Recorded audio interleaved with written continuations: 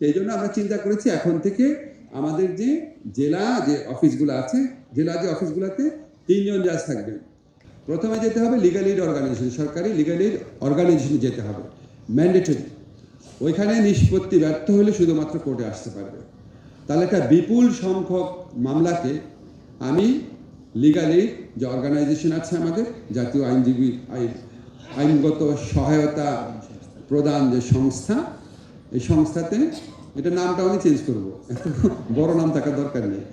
এই সংস্থাতে নাম চেঞ্জ করবো, ফোন নাম্বারও চেঞ্জ করবো। আপনারা খেয়াল করে দেখেন, ছোট্ট ছোট্ট ব্যাপার। এখানে মানে হেল্পলাইনের ফোন নাম্বারে 5টা ডিজিট, এটার নাম কি 16 আমি অলরেডি ভুলে গেছি, সাধারণ মানুষ মনে রাখবে কীভাবে? তা আমরা ডিসিশন নিয়েছি এটা আমরা এমনভাবে করব যে কোনো মানুষের মনে থাকে, যেমন 6666 বা 5533 এরকম ছোট কাজ মানুষের জন্য কত সোজা করে দেওয়া যায় জিনিসটা।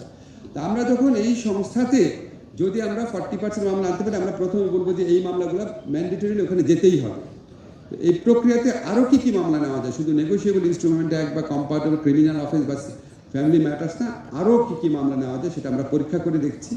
এখন কথা হচ্ছে আমাদের যে আইনজীবী যে আমাদের আইনগত সহায়তা প্রদান যে সংস্থা আছে, এখানে জেলা পর্যায়ে আছে শুধুমাত্র একজন সিনিয়র অ্যাসিস্ট্যান্ট জাজ, ওনার পক্ষে এই লোড সামলানো সম্ভব কিনা। এই জন্য আমরা চিন্তা করেছি এখন থেকে আমাদের যে জেলা যে অফিসগুলো আছে, জেলা যে অফিসগুলোতে 3 জন জাজ থাকবেন।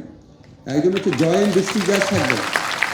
জয়েন্ট ডিস্ট্রিক্ট জাজ যদি থাকে, উনি একই সাথে সিভিল মামলা ক্রিমিনাল মামলা দুটার নিষ্পত্তির ব্যাপারে অভিজ্ঞ। একজন